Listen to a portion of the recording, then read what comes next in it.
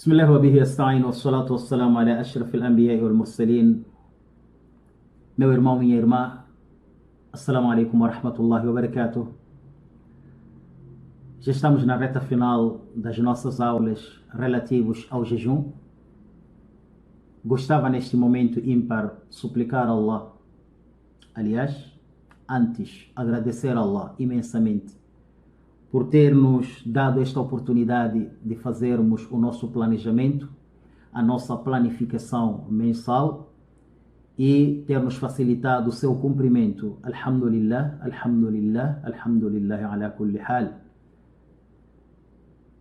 E não só, aproveitar e suplicar neste momento, talvez seja um momento de aceitação das súplicas, para que Allah subhanahu wa ta'ala recompense abundantemente a todos que nos ajudaram, direto ou indiretamente, principalmente a parte da produção, que Allah lhes recompense da melhor maneira possível, porque, sem dúvida alguma, noites foram perdidas, dias também foram cansativos, para tentar trazer de forma rápida, eficaz e de forma boa.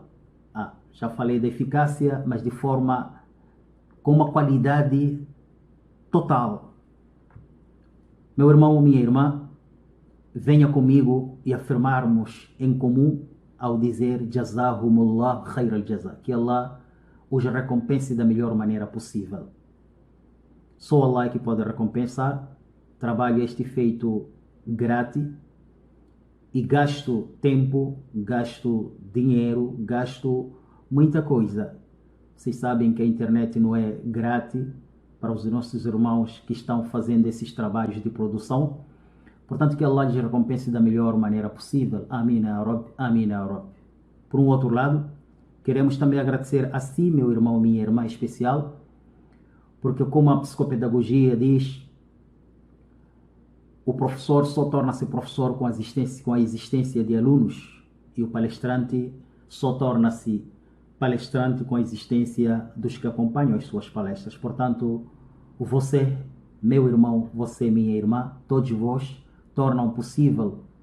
Allah subhanahu wa ta'ala usou a vocês para que as nossas atividades tenham a sua própria relevância, isto é, façamos chegar até você. E o tempo que você gasta, o tempo que nós todos gastamos para escutarmos, para acompanharmos, também merece suplicarmos a Allah que lhe recompense da melhor maneira possível. Amém, ya Rabb. Porém, as nossas aulas não terminam por aqui, porque temos diversificadas matérias para continuarmos a dar depois do Ramadã, inshallah ta'ala. Esta pode ser que seja a nossa penúltima ou a nossa última aula a respeito do jejum. Por quê?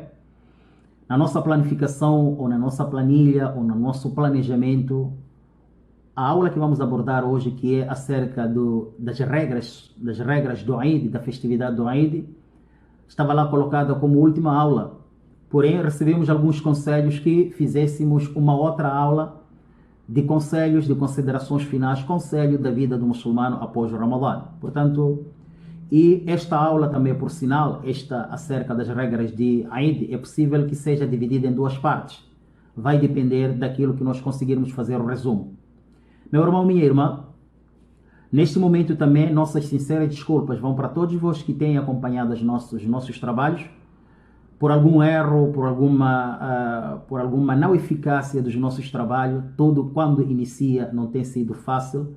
Portanto, que Allah subhanahu wa ta'ala nos leve para a eficácia total, desde que o agrada a Allah subhanahu wa ta'ala. Meu irmão, minha irmã, a respeito das regras deste Eid, ou das regras do Eid al-Fitr, gostava primeiro de chamar a si e a mim para recebermos estas festividades, esta e aquela que é de sacrifício, como uma oferta especial, como um bônus, como uma oferta especial por parte de Allah. Meu irmão, minha irmã, como podem notar que as demais festividades praticamente só ganhamos aquilo que nós chamamos de felicidade, que por Allah pode não ser chamado de felicidade. pode ser chamado de lazer, pode ser chamado de perda de tempo, pode ser chamado de ilusão, não é? Lahau. Mas estas festividades têm uma particularidade.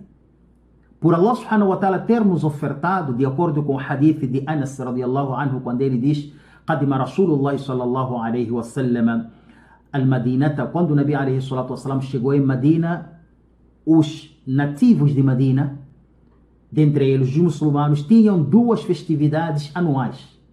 E eles sempre costumavam trazer isto em suas vidas. E aí o Nabi alayhi salatu wa sallam perguntou: "Ma hadani liyawman?", de que se trata essas duas festividades? E eles responderam: "Qalu kunna nal'abu fihima fil jahiliya". Nós trazemos-las a partir do tempo da ignorância, na pré-islâmica, antes de nós tornarmos-nos muçulmanos. Portanto, e agora continuamos festejando. E vejam o que Rasul sallallahu alaihi wasallam traz. O Nabi alaihi salatu wassalam disse: "Inna Allah qad abdalakum bihima khayran minhuma". Allah subhanahu wa ta'ala trocou para vós, trouxe para vós 2 dias festivos melhores do que estes.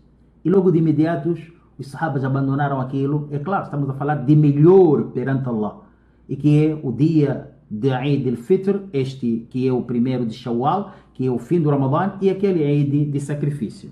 Portanto, meu irmão, minha irmã, como eu dizia, vejamos que nós aqui temos uma particularidade ímpar. Primeiro, é que dentro desta festividade nós ganhamos recompensas perante Allah, além da felicidade que nós alcançamos lá. Segundo, para além de sermos recompensados perante Allah, nós temos aqui estamos aqui protegidos de não praticar aquilo que dentro de uma festividade é proibida. Portanto, meu irmão, ganhamos a felicidade, somos recompensados, estamos protegidos. O que é que nós queremos, amados irmãos, minhas irmãs? Isso sim merece uma gratidão ao dizermos Alhamdulillah ala hadihi ni'ma. Meu irmão, minha irmã, quero com isso dizer: todos os louvores pertencem a Allah por esta mercê. Este hadith que nós falamos agora encontramos no compêndio de Imam Abu Dawud. Eu gostava, inshallah ta'ala, de iniciar, depois desta pequena introdução, algumas regras deste dia festivo. Uma das primeiras regras que eu começava, ou que eu gostava de começar, que eu gostava de iniciar, é algumas proibições que infelizmente até hoje são praticadas, proibições graves. Meu irmão, minha irmã, é sabido que anualmente tem havido conflitos de que dia iniciamos o jejum. Já falamos sobre isto, eu não vou entrar mais em detalhe. Alguns optam em aceitar a visualização da lua de um país vizinho, outros dizem que não aceitam, outros querem que eles próprios visualizam a lua, mas se nós perguntarmos no dia seguinte que eles jejuaram, você visualizou a lua? Vai dizer que não, mas o meu fulano visualizou. Enfim, esses conflitos infelizmente já fazem parte da nossa vida e que não são bem-vindos, não há dúvida alguma. Em todo caso, gostava primeiro de chamar atenção àquele hadith que o Nabi alayhi salatu wassalam diz que o melhor jejum é o dia em que a maior parte jejua, é o dia que todos jejuam.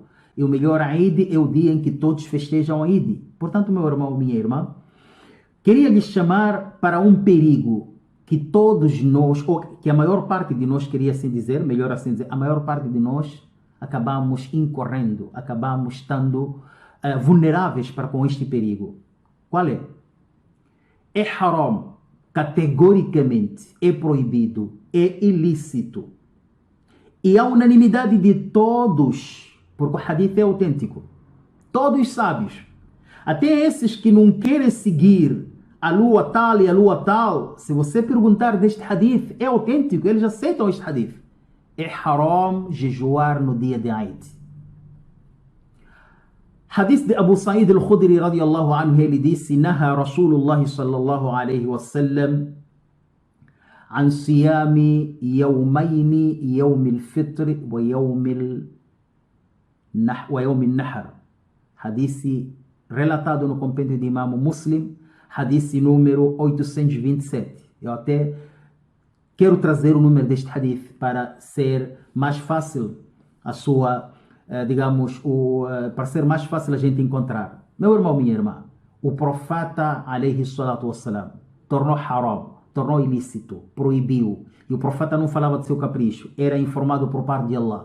Portanto, digamos em viva voz, o Islã, o legislador, Allah tornou ilícito jejuar no dia de Eid. Ah, tá, mas esse Eid não é meu. Meu irmão, o problema não é o seu Eid ou o meu Eid, o problema é Eid de Allah. Ah, mas como é que você sabe que o Eid, o seu Eid é de Allah, o meu não é de Allah? A questão é da lua. Portanto, eu quero lhe chamar neste momento, eu não quero entrar em esses conflitos que nós próprios provocamos sem necessidade.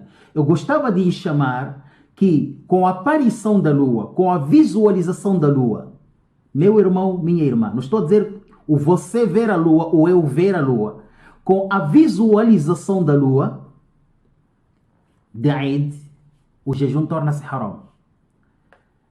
Não importa se você jejuou 28 dias, não importa se você jejuou 29 dias, o jejum torna-se haram.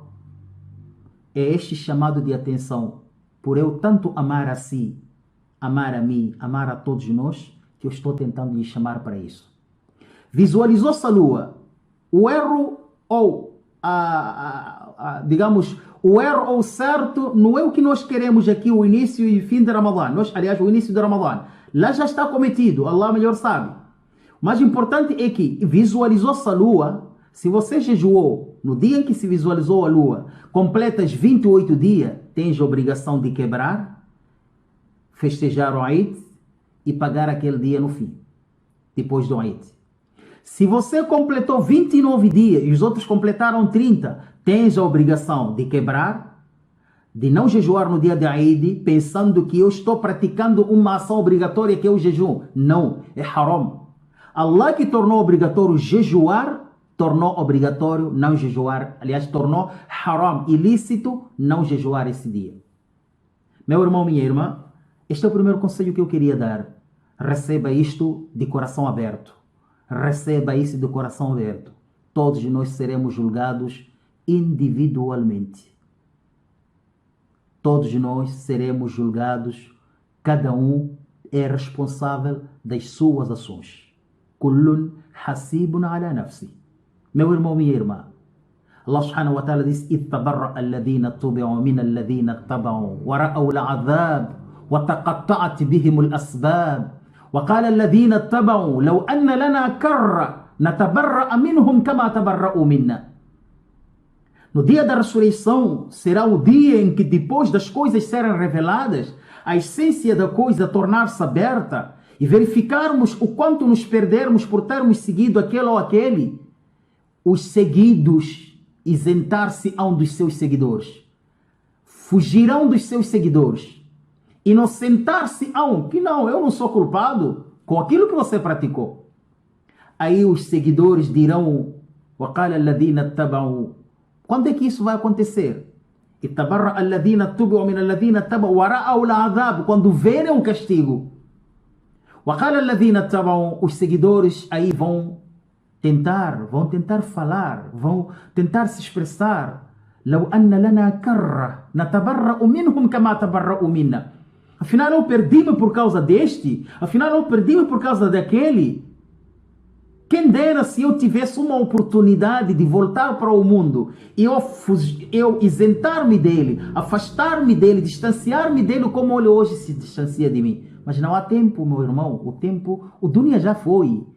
A vida mundana já era. Portanto, meu irmão, minha irmã, por essa razão, nós sempre afirmamos: alguma coisa que nós falarmos e você, meu irmão, achar um hadith autêntico que vai contra aquilo que nós falamos, não seja fanático de alguém. Larga o que nós falamos, porque nós somos humanos. Talvez esse hadith autêntico não chegou até nós. Larga e siga aquilo que é autêntico. Isto é que é orientado por todos os sábios. Meu irmão, minha irmã. Sendo assim, agora vamos para uma outra particularidade, outra regra. Como eu disse, o tempo não será possível, o tempo não será suficiente, queria dizer, para abordarmos todos esses assuntos numa única gravação. Mas, meu irmão, minha irmã, permita-me levar-lhe a uma outra regra.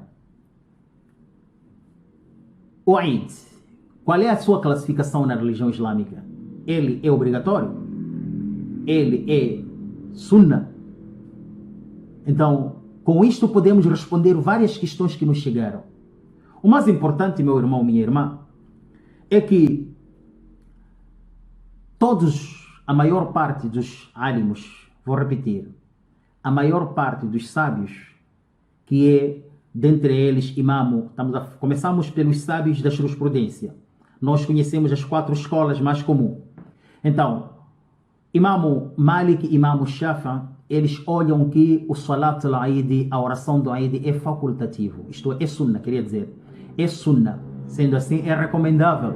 Sendo assim, quem praticar ganha recompensa. Quem não praticar, mas reconhecendo a existência da sunna, não desleixando, não praticou por algum motivo, perdeu, por alguma coisa, livre da sua, não praticou, não voluntariamente, este indivíduo não é pecador. Atenção, só perde recompensa. Ok. E onde é que esses ânimos todos trazem essas suas afirmações, essas suas classificações? Meu irmão, fica tranquilo que eles não trazem da sua mente. Todos eles extraem todas essas considerações, extraem a partir de Hadith e do Coran al-Karim. Portanto, Imam Ahmad bin Hanbal, quer dizer, Imam Malik, que nós afirmamos, Imam Shafi, eles trazem uma prova daquele hadith, daquele beduíno, que quando o Nabi o ensinava sobre as obrigatoriedades religiosas, o Nabi alayhi salatu wassalam, diz que Allah subhanahu wa ta'ala obrigou apenas 5 orações diárias. Portanto, se nós classificarmos o Salat al-Eid como uma oração obrigatória, então aí seriam 5 orações diárias. Porque o profeta ensina este sahaba que Allah não obrigou mais que 5 orações diárias. Então, eles usam este hadith como uma sustentabilidade da sua afirmação. Por um outro lado, Imam Abu Hanifa, e também este é a escolha de Imam Ibn Taymiyyah. Imam Abu Hanifa, ele olha que o Salat al-Eid é wajib, é obrigatório. Sendo assim, de onde é que eles traem isso? Primeiro, eles dizem, Allah subhanahu wa ta'ala diz no Coran al-Karim, no surati Al-Kawthar, Allah subhanahu wa ta'ala diz, Bismillahirrahmanirrahim, Fassalli li rabbika wanhar. Ore para seu Senhor e sacrifique e abate o animal. Então, para eles aqui, o contexto do versículo vem com o imperativo, e o imperativo sustenta uma obrigatoriedade. 2, eles também dizem que foi visível na vida do Nabi ele nunca ter deixado o Salat al-Eid. 3, sustentam também que o Nabi ordenava ou orientava que ordenássemos ou que chamássemos as nossas esposas, as mulheres, a fluírem para a oração do Eid, ao ponto de, se uma das mulheres não tiver uma roupa adequada para usar no dia de Eid, que pedisse por emprestado a sua irmã, a sua amiga, para vestir e ir para o Eid, e também fazia o mesmo para as crianças. Então essas são as sustentabilidades deles. Ok. Imam Ahmad bin Hanbal, ele diz que o Salat al-Eid é fardo kifaya. Fardo kifaya o que é? É uma obrigação que recai para todos. Atenção, entendam? É uma obrigação que recai para todos. Mas se um grupo dos muçulmanos praticarem, os outros saem da obrigatoriedade, os outros saem do pecado. E se todos não praticarem, todos são pecadores. Vou dar um exemplo. As preparações fúnebres, lavagem do morto, mortalha, Salat al-Janaza, oração fúnebre, o enterro, tudo isto é considerado como fardo kifaya, é considerado como esta obrigação que recai para todos. Quer com isso dizer o quê? Morreu um Muhammad, todos os muçulmanos que tiverem informação são obrigados a prestarem esses serviços fúnebres. Porém, se um grupo de muçulmanos prontificarem-se para fazer, outros não fazer, os que não fizeram não são pecadores. porque o assunto já foi praticado. Então é mais ou menos isto que Imam Ahmad bin Hanbal olha. Meu irmão, minha irmã, agora vamos para uma outra particularidade. O Ibn Qudama, no livro Al-Mughni, deste madhab de Imam Ahmad bin Hanbal, ele diz que a pessoa que perdeu o Salat al-Eid, ele é mukhayyar, ele está na opção. Se quiser, ele pode fazer esse Salat al-Eid sozinho, por ter perdido em congregação, ou ele pode fazer em congregação também, outra congregação. Porém, este não precisa trazer o khutbah. E atenção, é aqui onde começa esse problema. Mas, meus irmãos e minhas irmãs, o mais importante, este assunto eu vou continuar, inshallah, na próxima conversa, mas permitam-me terminar ao dizer o seguinte: todos os alimos, todos os sábios, aí entre aqueles juristas que nós falamos, Ahmad bin Hanbal, Malik, Shafi, todos eles estão unânime que a pessoa se perder a oração do Eid é diferente de perder a oração de Jum'ah. Atenção, não tentemos aqui comparar, apesar de ter algumas semelhanças. Jum'ah tem suas regras específicas e Eid tem suas regras específicas. Só para tranquilizar, todos os alimos estão unânimes que Jum'ah é fard, é obrigatório. O Eid já não há unanimidade, mas em todo caso, o que eu queria deixar para nós é Imam Abu Hanifa, ou madhab de Imam Abu Hanifa, é dito que a pessoa, quando perder a oração do Eid, atenção, a pessoa, quando perder a oração do Eid, ele, digamos, não precisará, atenção aqui, esta pessoa não deverá fazer essa oração do Eid sozinha. Repito, ele não poderá, disse, tiramos isto no livro Ad-Dar al-Mukhtar, que é Hashiyah de Ibn Abidin, volume 2, página 175. Ele diz: وَلَا يُصَلِّيهَا وَحْدَهُ إِنْ فَاتَتْهُ مَعَ الْإِمَامِ.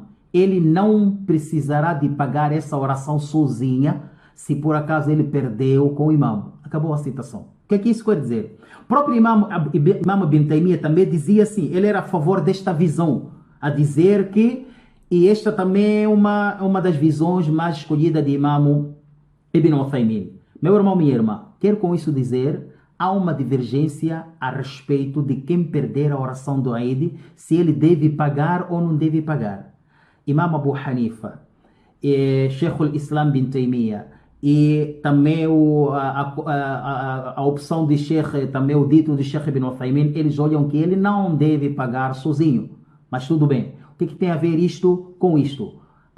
Esta matéria é que vamos dar a sua continuidade na próxima aula e tentarmos responder esses equívocos, como podemos proceder o Salat al-Eid nesta época de pandemia ou esta época de epidemia. Meu irmão, minha irmã, aquilo ma tasma'un, wassalamu alaikum wa rahmatullahi wa barakatuh, que Allah sustenta, que Allah subhanahu wa ta'ala abençoe a todos. Amém.